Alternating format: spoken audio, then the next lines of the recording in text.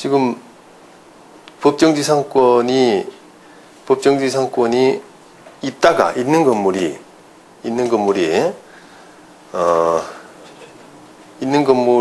법정지상권이 지금 여기서 생겼습니다.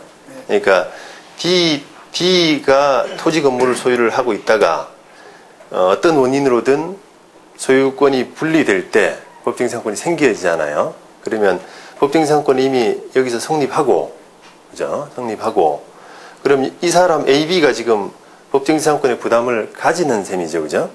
가지는 셈인데, C가 지금 A 자리로 들어온 그런 경우거든요. 그러면 당연히 법정지상권이 부담이 그대로 가지는 상태가 되는 거죠. 승계를 하는 거죠, 승계. 그러니까 우리가 앞서서 이제 공유 지분의 변동이 법정지상권 성립 사유가 되느냐라고 하는 부분하고는 다른 겁니다. 그러니까 공유 지분의 변동으로서 그때 법정지상권이 생기느냐, 그때 안 생기느냐 하는 그 논의를 이제 했던 거고, 앞부분은. 요거는 이미 법정지상권이 생긴 부분을 그 뒤에 소유권 변동으로서 승계를 하느냐, 또는 부담을 같이 떠안느냐, 부담을 승계하느냐 하는 그런 논의예요, 이거는. 그러니까 이건 당연히 A가 그때 여기서 생긴 법정지상권의 부담을 여기든 그대로 안게 되는 거죠. 어떤 소유자가 들어오더라도. 이제 토지 건물 소유자가 같아야 된다라고 하는 것과 관련해서 뭐 사실상 뭐 부자지간에 소유하고 있다든지, 또는 뭐 명의신탁되어 있다든지, 또는 공유지분이라든지 그런 등등을 이야기를 했고, 미등기 건물일 때 같은 소유자라고 볼 수 있는지 하는 그런 부분이 이제 늘 한번 생각해 보겠습니다. 이게 왜 이제 미등기 건물이 문제가 되냐면, 미등기 건물은 그 등기를 안 하면은 처분이 안 돼요, 기본적으로. 그러니까 미등기 건물의 건물의 소유권을 한번 이렇게 좀 한번 그 기초적인 부분부터 한 말씀 좀 드리자면은, 건물이 지어지면은 어제 말씀드린 것처럼 독립된 건물이 될 때 그 건물의 소유권자가 결정이 됩니다. 그러니까 원래는 건물을 지은 사람, 그러니까 공사 관계에서는 공사 수급인이죠. 수급인인데, 공사 도급 관계에서 그 도급인은 그러니까 지어진 건물을 도급인으로 하기로 서로 약속했다라고 볼 만한 그런 사정. 뭐 계약서상에 돈을 그때그때 준다든지, 뭐 이런 건축 허가 명의를 도급인으로 했다든지 하는 그런 관계가 있다면 그 지어진 건물은 도급인의 것. 그러니까 원래는 지은 사람의 것, 그 다음에 아니면 그런 계약 관계가 특별한 경우가 있다면 도급인의 것, 이렇게 되거든요. 근데 그거는 이제 독립된 건물이 됐을 때의 기준으로 이렇게 보는 거예요. 그래서 그 건물에 따라서 이제 건물이 뭐 보존 등기가 됐느냐, 또는 다 완성이 됐느냐, 이런 거하고는 관계가 없습니다. 그리고 또 이런 그 미등기 건물을 그 등기가 안 된 상태에서 다른 사람한테 그냥 처분한다라고 하더라도 그 처분이 안 되죠, 아예. 소유권이 넘어가진 않죠. 왜냐하면 이 민법 187조에 따르면은 그 법률의 규정에 이하지 아니한 부분은 뭐 등기하지 않고는 처분이 안 되기 때문에, 원시 취득 같은 경우는 법률의 규정에 의한 거예요. 딱 지어지고 그 원시 취득을 한 거기 때문에 그거는 등기하지 않고도 딱 소유권이 되는데, 그 부분을 성립된 소유권을 다른 사람한테 이제 넘길 때는, 처분할 때는 반드시 등기를 해야만 소유권이 넘어가도록 되어 있습니다. 그러니까 미등기 건물은 그런 점에서 의미가 있다는 거죠. 이게 토지는 이제 마찬가지로 이제 등기가 돼야만 넘어가는 건데, 토지는 다 등기가 돼 있지 않습니까? 근데 그거하고는 미등기 건물이 이제 그 등기된 건물과는 달리 소유권 문제가 좀 등기된 건물과는 다르다라는 점 때문에 이걸 그 소유자 동일성 부분에서 다루게 되는 겁니다. 우선 경우를 한번 나누어 보겠습니다. 이게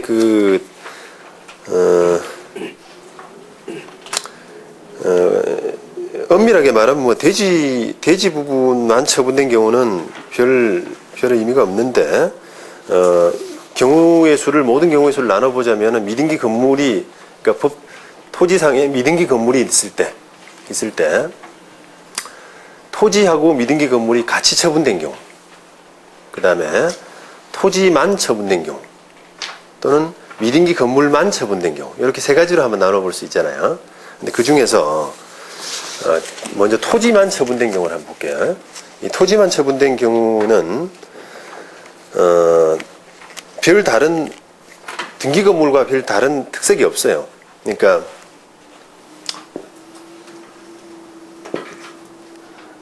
지금 도표에 보시면 갑이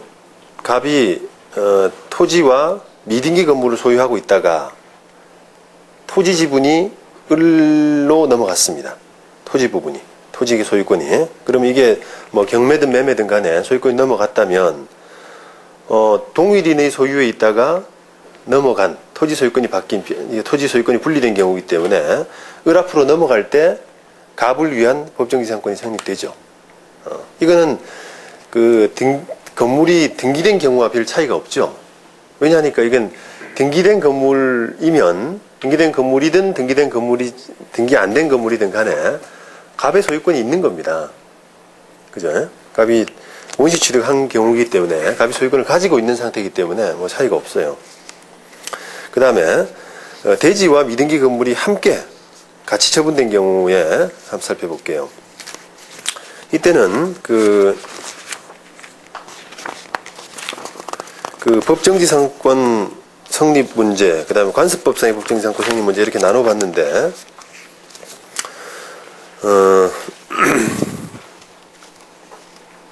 갑을이, 먼저 법정지상권 성립 문제를 살펴보자면, 갑을이 소유권을 같이 가지고 있다가,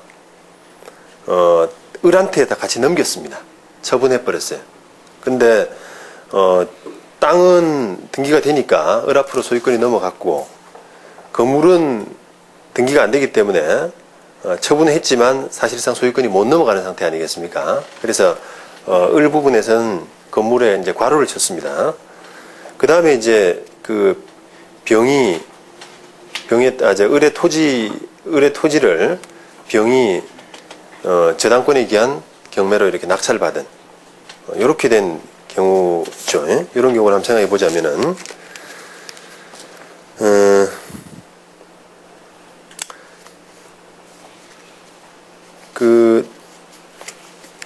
법정지상권 부분은 이게 만약에 우선 병이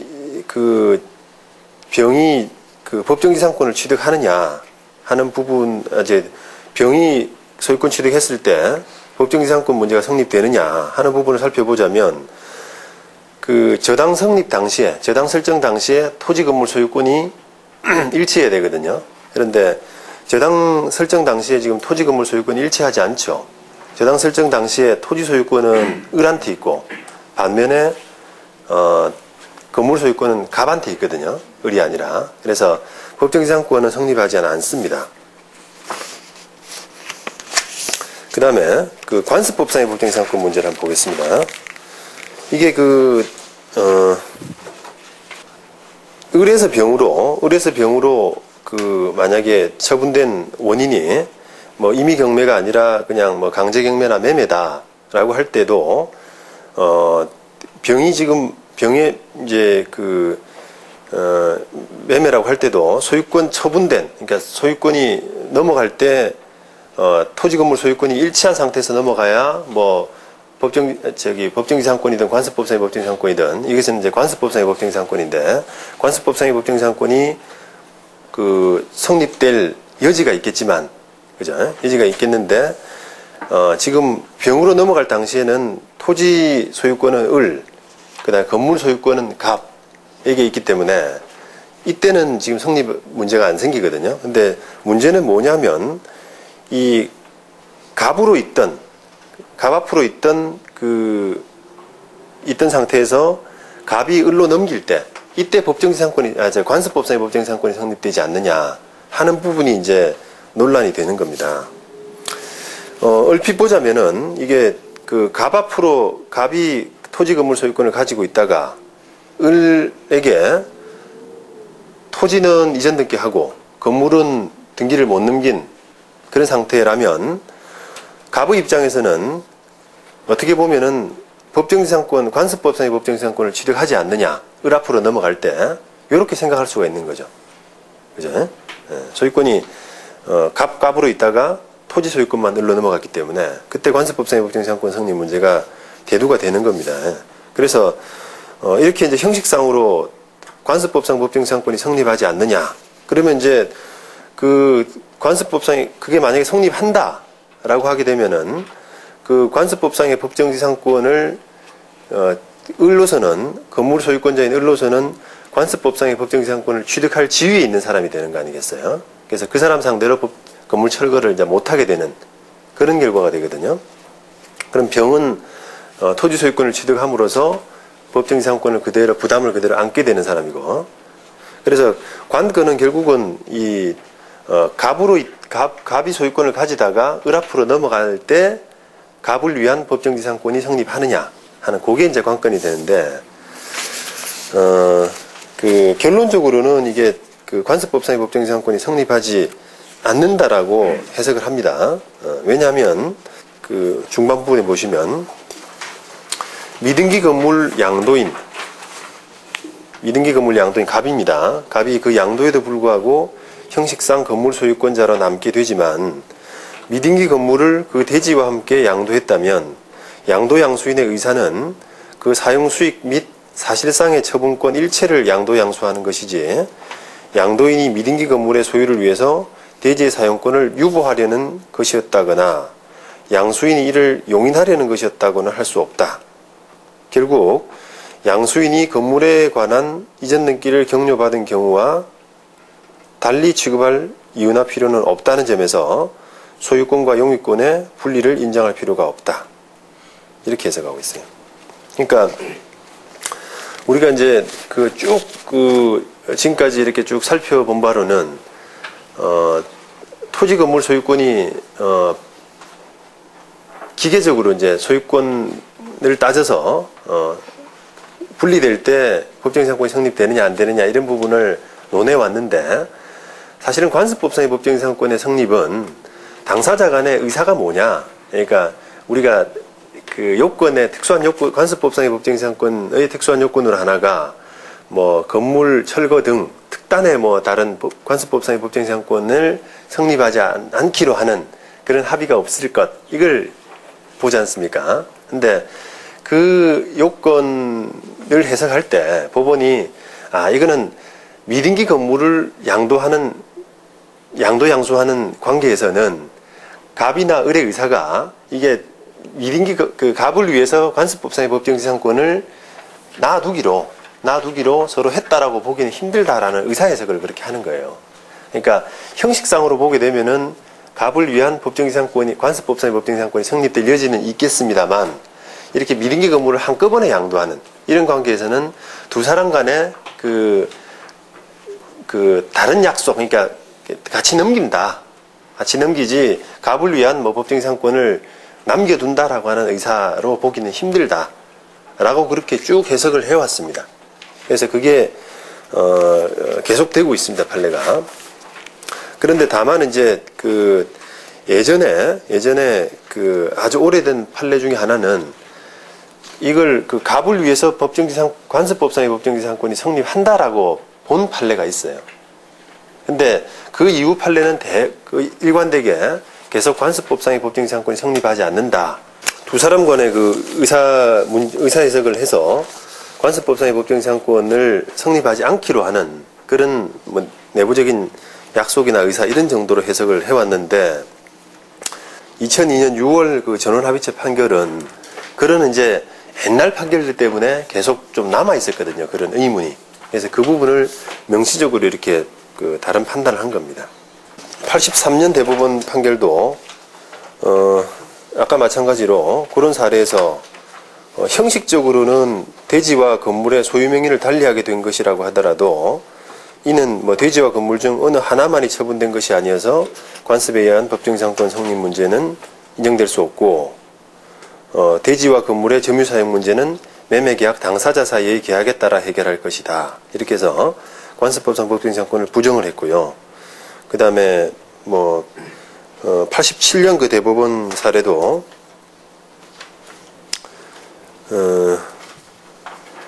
역시 마찬가지 결론입니다. 그리고 2002년 그 대법원 사례 같은 경우도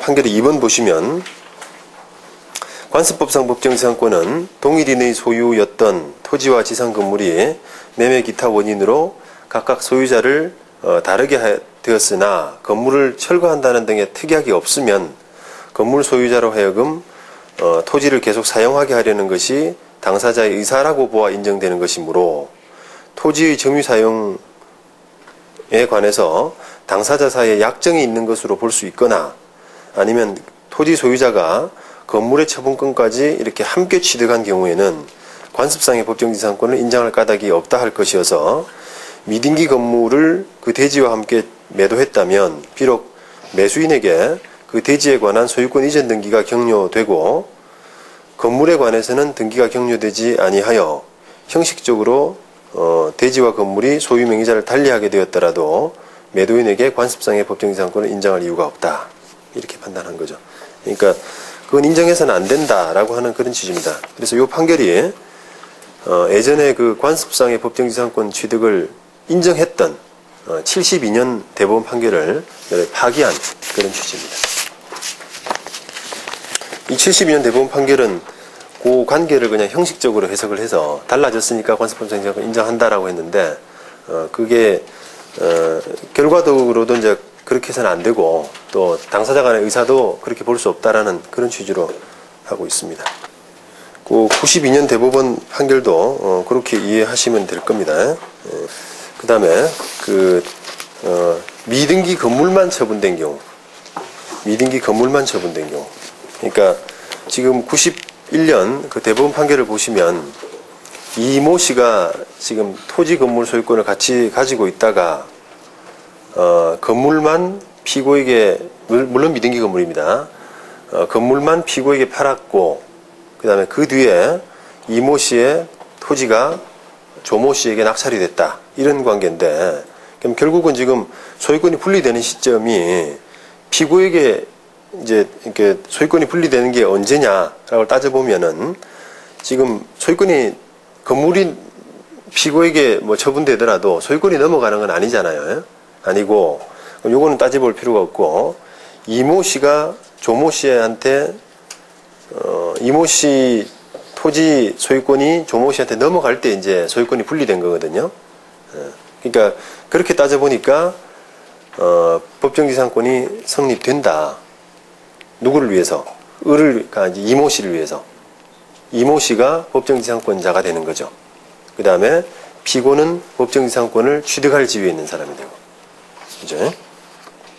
그러니까 요 91년 대법원 판결도 지금 원심 판결을 파기한 사례인데, 요거는 이제 대부분의 경우가 이제 토지와 미등기 건물을 같이 처분한 경우가 대부분이죠. 그죠? 대부분인데, 요거는 좀 특이하게 어떻게 건물만 처분이 됐어요. 그런데도 불구하고 원심이 토지 건물을 같이 처분한 그 사례를 들이대가지고, 관습법상 법정지상권이 성립하지 않는다라고 판단했는데, 그거하고는 사안이 틀리다라고 해서 이 원심 판결을 파기한 그런 케이스입니다. 당연히 틀리죠, 그는.